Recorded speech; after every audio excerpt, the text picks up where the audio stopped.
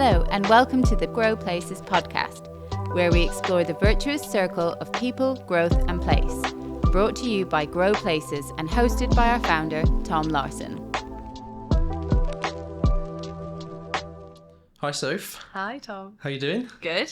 Good to see you. I've just come over from Television Centre, as I was saying before this, filming another podcast, but reminiscing about all the times we spent there. Yeah. Over 10 years ago now it is. Over 10 years ago.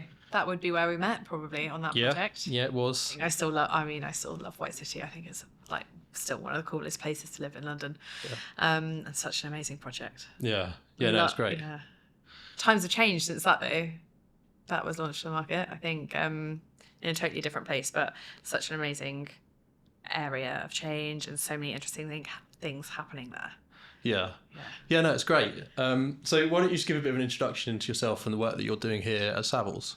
Yeah, so Sophie Rosier, for those that don't know me, I'm head of London mixed use here at Savills. I am a strategic development consultant, and we specialise in sort of pre-planning complex projects across London.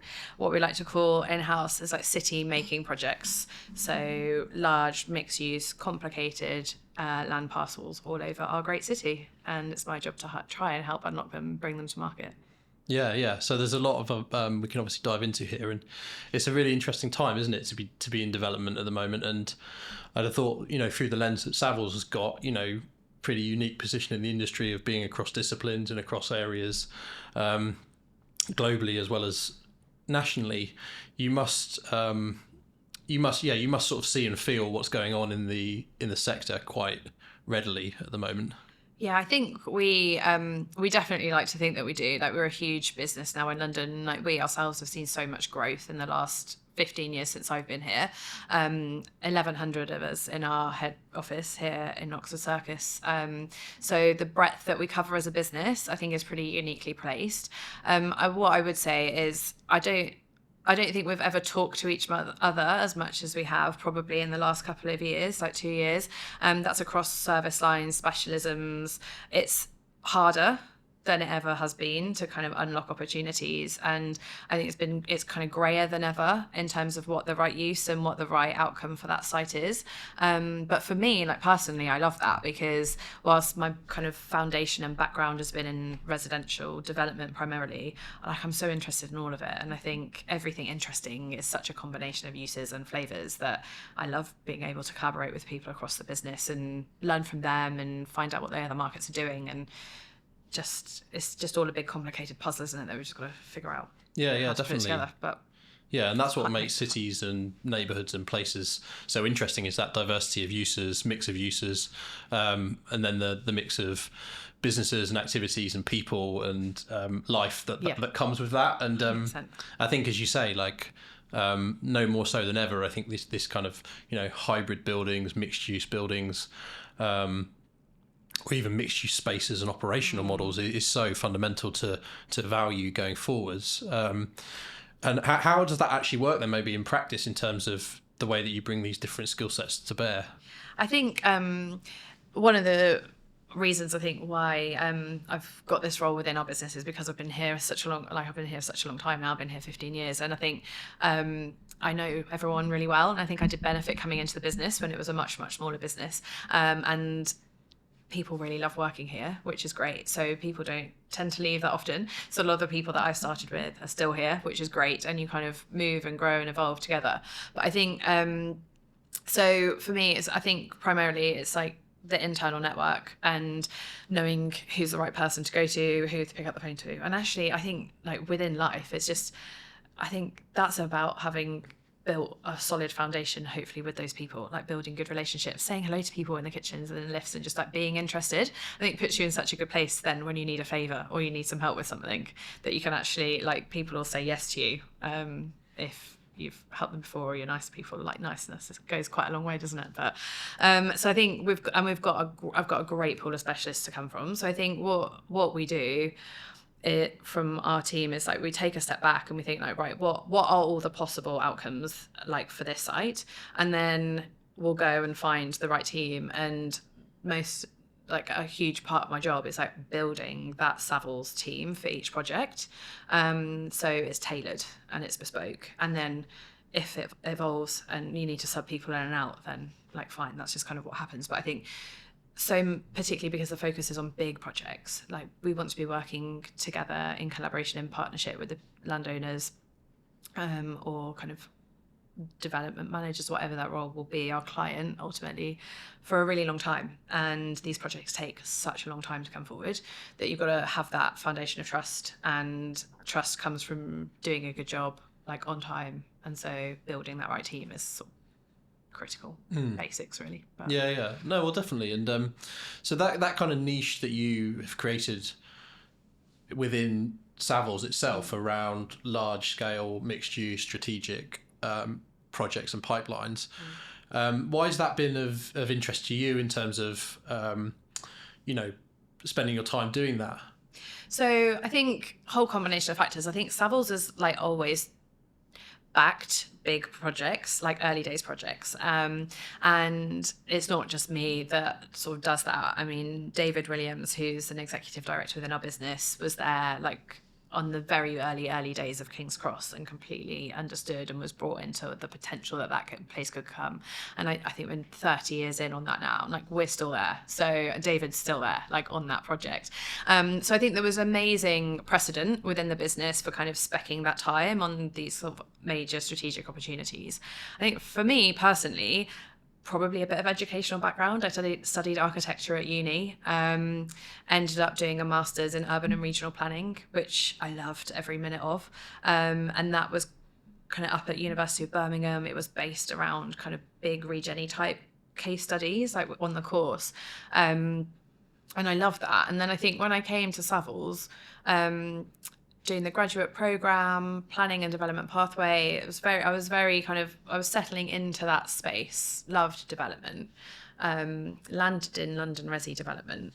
And actually, I think at the time, like new homes in particular, which that team fed, it was really central London. And it was the start of some of these regen areas starting to be unlocked, like White City, like Nine Elms.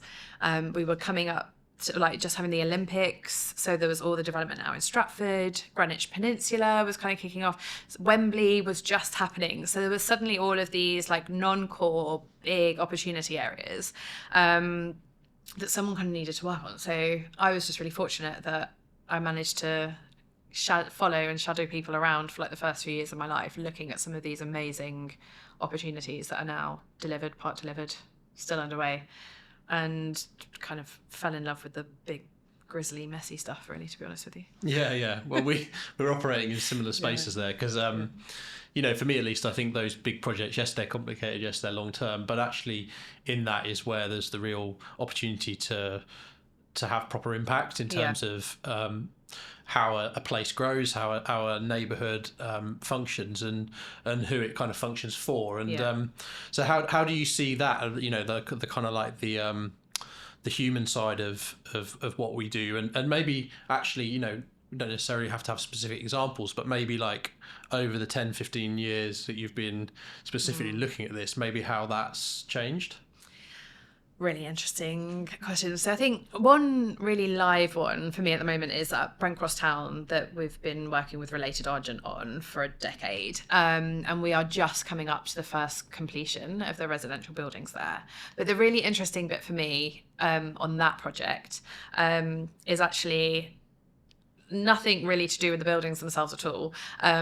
It's whenever I go down on site and the weather's good, the park that they delivered up front early is just so full of people, like local people, kids enjoying it, like parents there, grandparents, like multi-generational, so dynamic. Like I live in Ealing. I've taken my kids out at the weekend because the park's so cool, and it's really like it's just a great place to hang out and amazing facilities.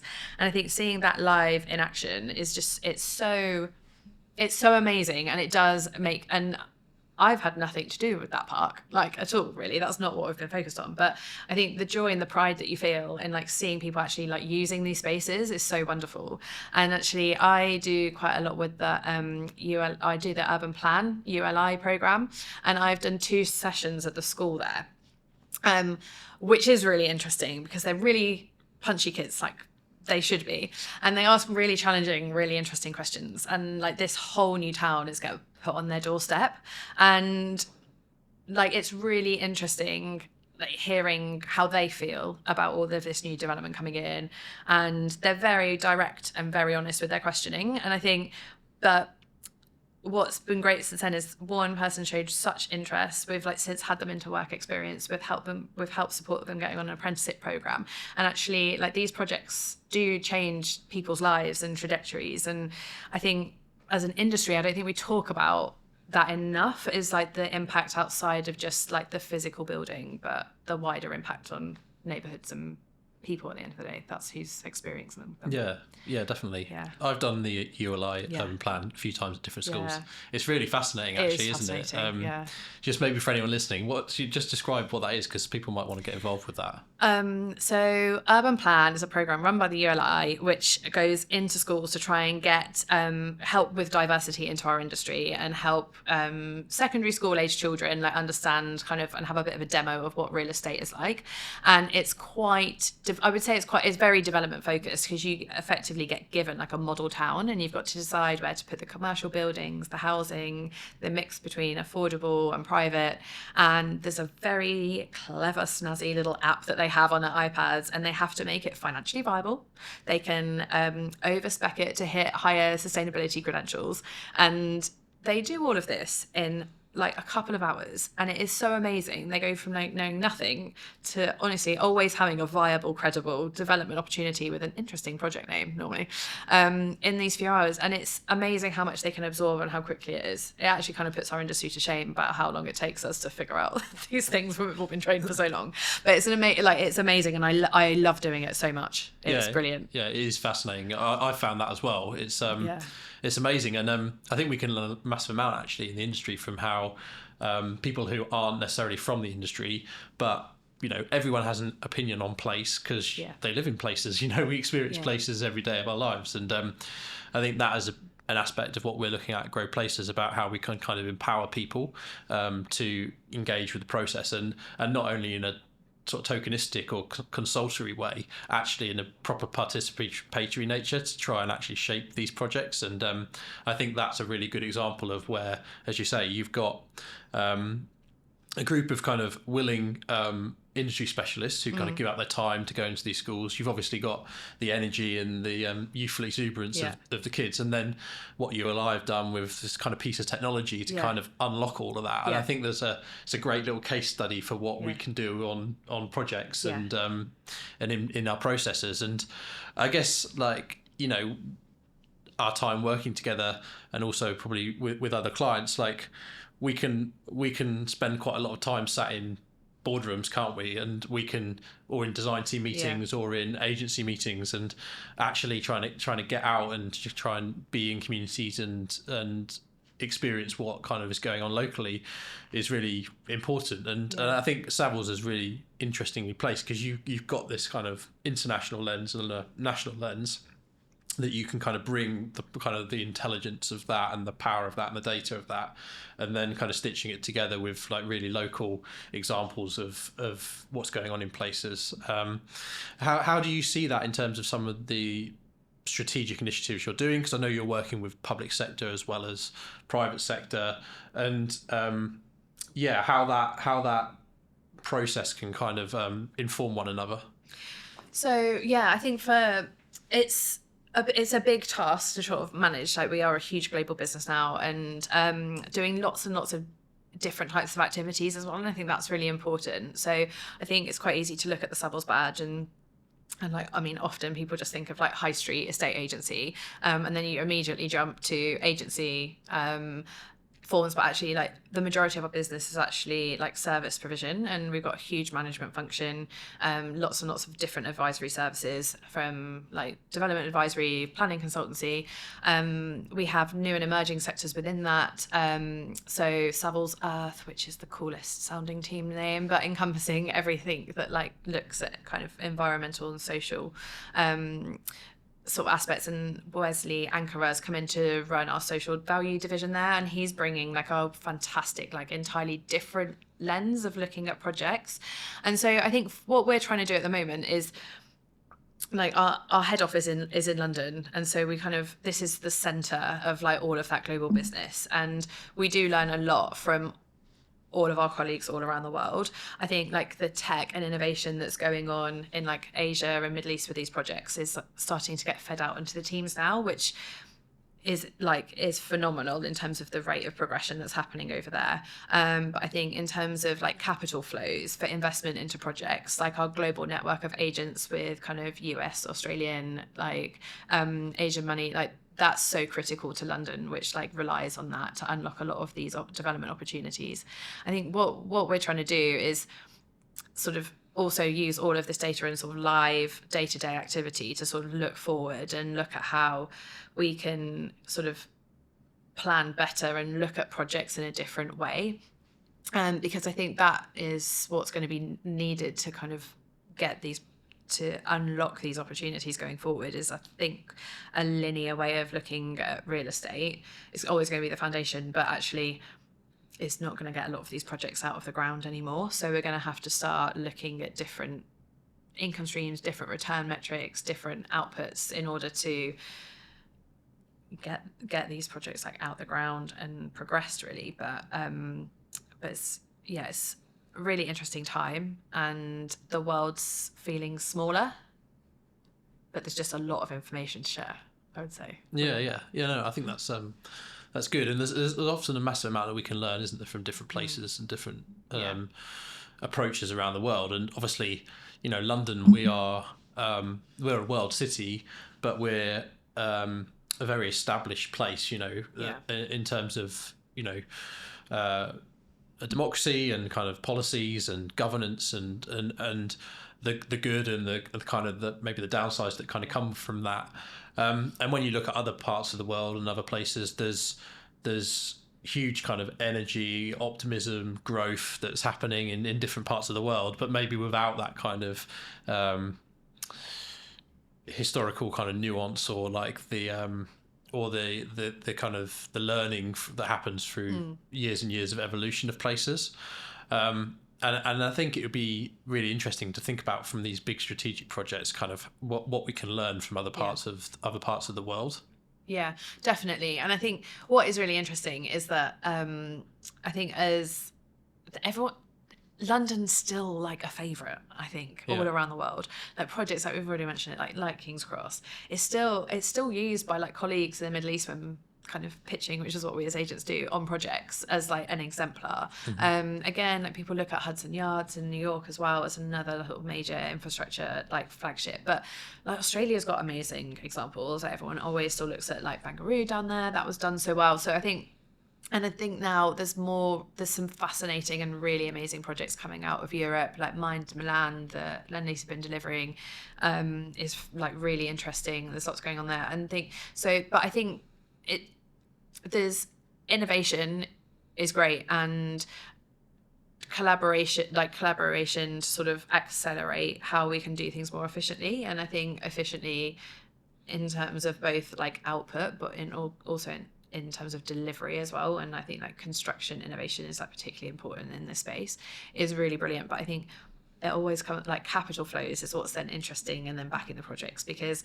actually like our history, our robust education, like latter days like a bit more unstable but are generally stable like political environment, our time zone, like all of those fundamentals are still like so true for the UK, and I think that puts us in a really privileged position that we sometimes forget, but should really be like taking advantage of, like not just in London but across the whole UK. Like all of our cities are amazing for so many different reasons, and I think for me that's kind of exciting, and that conversation that we're having internally is really exciting about actually greater connectivity across our like UK cities, and learning a lot of lessons like internally, and sharing clients and work that we're doing to kind of put our cities in the strongest position. No, well. definitely. And so I hope you don't mind me saying this, but I've always sort of looked at you and saw you as someone who's kind of very kind of purpose driven in the way that you operate. You're working within obviously Savills, which is a huge company, but you've always, to me at least, you've got a kind of purpose and drive as to why you're doing what you're doing within the big entity. So I don't know if you feel able to articulate why that is, or what those sort of things are that drive you day to day. That's one, very nice of you to say. So thank you very much for saying that. But I think, I do feel like I definitely have a drive. I think anyone that works with me or has worked alongside me definitely knows that I have a drive to. I think it comes from two different places. I think one, I've ended up in a job that I really love, and I also I get it. I think my brain fits this job as well, and so I understand it. I feel like I've got a bit of an instinct on it, and so for me, that's brilliant because I'm genuinely interested and just passionate and keen to learn and sort of grow evolve my thinking and my knowledge as well on a day-to-day basis, which I think is just so important for our industry. But I think secondly, I really love London, and I'm not a native Londoner. I grew up in the Midlands, and I came on a school trip down here when I was at secondary school. I went to the National Portrait Gallery, and I went home and I told my mum that I was going to live in London. And I just think there is so much here, and there's so many good things, and it's so enriching. And I've chosen to stay here and raise my family here, that I just think I have this desire to just help make great places in it. And I think it's a really difficult thing sometimes as a service provider, which effectively is what we are. We make recommendations, but we don't make decisions. So we only ever play quite a small part in the journey of these projects. But I think it's an important part. And I think a trusted advisor, which is the ultimate goal from my personal perspective, is, I think, a really unique role. And I think if I can play just a small part in unlocking some of these amazing places, so almost looping back to what we said at the beginning, it does have the impact to change people's lives.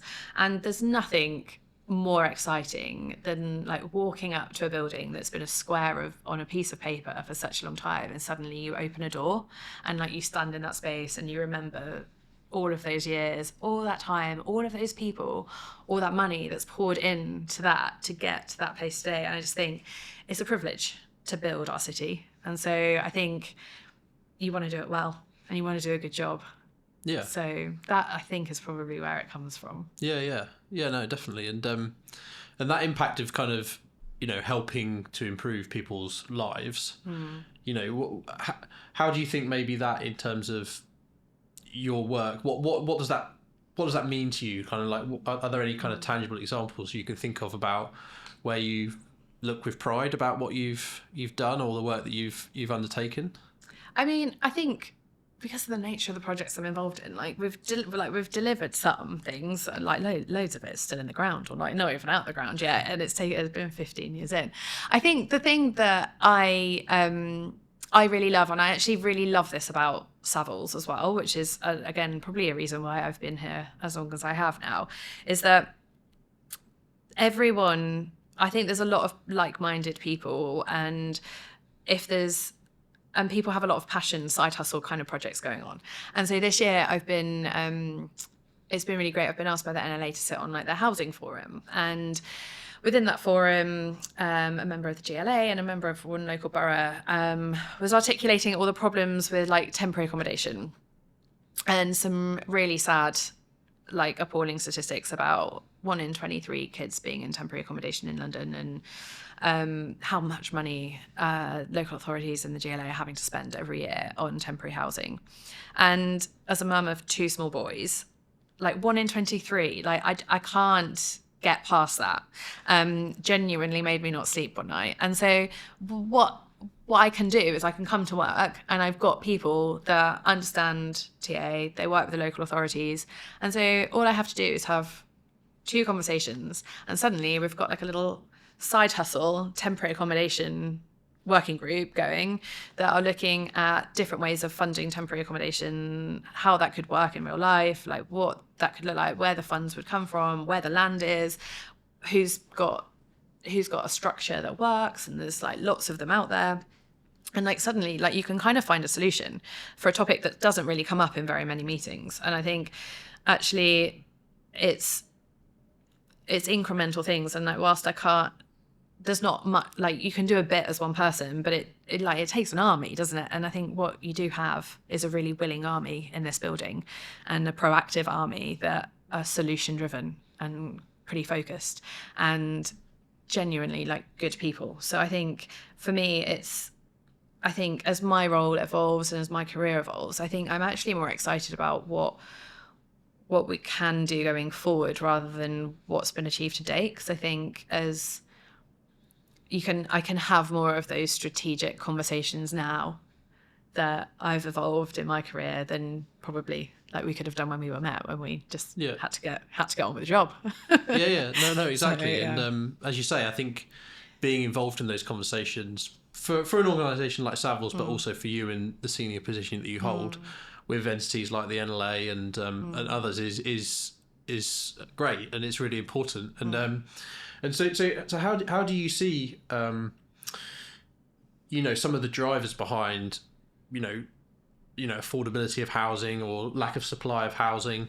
And do you have a view on kind of how we can help those things along? As you say, there's never one solution to these, and we can't, as one company or one organisation, look to solve them. But in terms of the intention and the work that we're doing day to day on development projects, strategic projects. I mean, so many layers of challenge at the moment within residential development in particular. I think what is apparent is that what we find is like there's not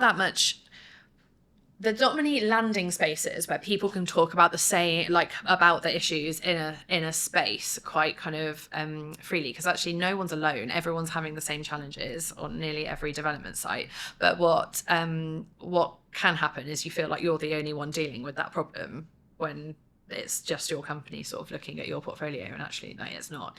So I think what we've done this year is, knowing that there's problems, like we've created spaces and forums for our clients to like meet, and we've done quite a few sessions in our boardroom of just literally like open conversation, like what are the challenges facing you at the moment, like what is keeping you awake at night.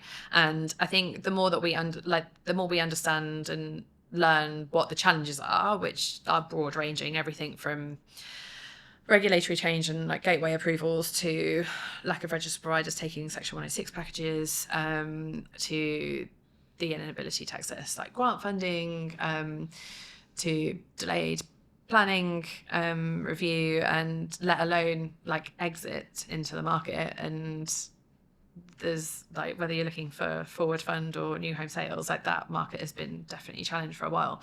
So, and then you layer on all the other stuff like interest rates and geopolitical issues that's causing huge like inflation to construction costs, and the fact that you've then got contractors in a challenging situation as well. I mean, there's so many things. It's like not one. So I think what we can do like as a business is provide some of that landing space, like take in that knowledge share, and then I think what we can then do is almost act as a bit of a bridge, particularly be the private sector and the public sector, because we have clients on both sides, copious clients on both sides. We've got so much shared intel across both parts, is that actually we're quite passionate that like going forward, it is partnership and shared solutions, like, and it's it's annoying to say, but like every site needs a different solution. But the only way that we're going to get there is by having like grown up conversations and like collaborating together to find that solution. And so that's what we've been kind of working on this year. We have been talking a lot. We've done a lot with lots of different house builders and private sector clients, and we've been doing a huge lot with varying different like political stakeholders.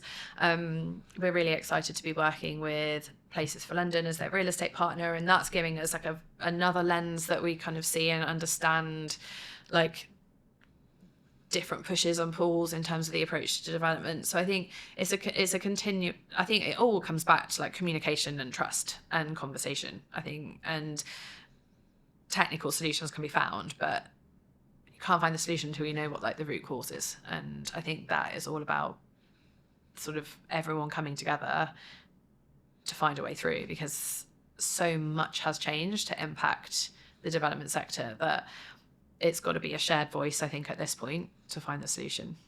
Yeah, particularly when projects are so long term, they're as you mentioned, King's Cross or others, they're multi-decade, even multi-generational projects, and exactly, and trying to sort of create some kind of consensus and sort of shared values, some shared vision that can hopefully endure different changes or different winds from the market or politics or whatever it might be is a super interesting space to be in, I think, but not without its challenges, is it? But if we kind of like willfully kind of like park some of the macroeconomic challenges that we can't kind of affect, if we kind of like close our eyes and think about, okay, well, the vision for these types of places that you are working on, that you're spending your time on, do you have a feel for what that vision is?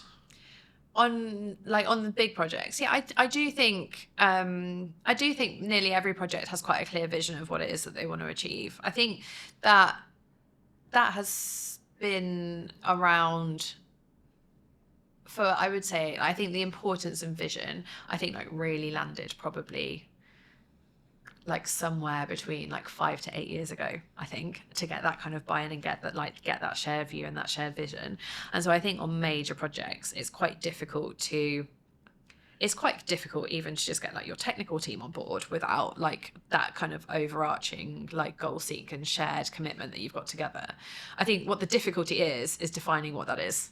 And I think there's sometimes like a tendency to think that it has to be like very specific or very prescriptive, but actually it doesn't need to be like that at all. And I think working with lots of different client types, it's quite interesting when you like hear all people's different views on what that is. I loved working with Grosvenor on their project down in Bermondsey, and they're so interesting because it's a great estate and they take a really long strategic view there.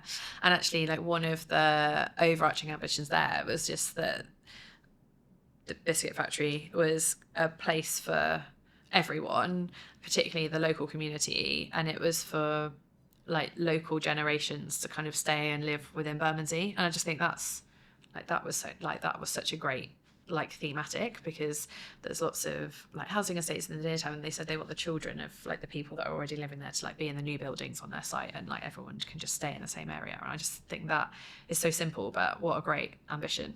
And so it doesn't need to be complicated. No, and often a lot of the best visions aren't, because they're about, as you say, some of those emotive things that we all want for ourselves or our families or our parents or whatever it is. So maybe I'm gonna push you on this, Soph. For you personally, like as opposed to your clients and other things, if you were to think about, the London that you love, and for your boys growing up, and as a kind of that framing, maybe, if you look back in 20, 30 years at the place that they're living in, what would that place have? The components of that place, what would it be like? What would it feel like that you would think for your boys it's a nice place to live? So I think it's so interesting. Like I think it's actually quite funny where I've ended up living. So I think it's about creating like your village. And I think that for me is what it keeps coming back to. They say it takes like a village to raise a family, and it really does. Like you need backup, like a lot, frequently. And neither I or my partner have family in London. In terms of parents, I do have a sister, but she for a long time was living in Hackney, and we're in West London, so that was basically like living in a different city, to be honest with you. But actually recently she's moved really close to where we are, and it's absolutely game changing. But I think we've landed in Ealing, and I love it so much there. And what I've realised is that there's a lot of people like us there. So there's not kind of immediate family on your doorstep. So actually, like, school is really important because that's where you meet other people that you trust. And if you are running late from work, someone can pick your kid up. And if you have like a babysitting nightmare, like, you've got a safe next door but one neighbor that will be able to like help you out. We moved like literally 2 weeks before COVID and we went into lockdown, and there's an elderly couple over our road, and he was born in the house and he's 92 now, and he's like been there forever. And I think, so we've got beautiful parks, like we've got a kind of mixed vibe high street, but like loads of Italians live in Ealing, so we've got amazing food, like we've got excellent coffee, excellent pasta, excellent pizza. But I think what I think more than anything is it's safe. It's really safe, and I think that for me is quite a big theme and quite a big topic. And I think raising children in London, like for me, like your primary objective as a parent, isn't it, is to have them safe. And so I think for me, like London, like successful London is actually like that people have that freedom to feel safe. But I think that in itself, I don't know, if I was in charge, like that would be a great objective that I would have, is that people are free to feel safe and enjoy our city. And so I think the village concept for me works. And I think all of these big projects that I work in, we're building villages or we're building towns, like that's what we're doing. And there are just fundamental component parts that work in order to do that. And so it's a secret. It's not that hard, but you do have to get it right. I'm never going to get any work again, am I? I really do have to get it right. Sophie, thank you very much for your time. You're welcome. It's really, really great to speak to you, and love everything you're doing, and I love working with you, so it's great. Thanks, Tom. Thanks so much for having me on this. Love your podcast, as you know. I'm super proud of everything that you're doing. Thank you for having me. Thank you. Thank you for listening to the Grow Places podcast. For more information, visit growplaces.com and follow us at We Grow Places across all social channels. See you next time.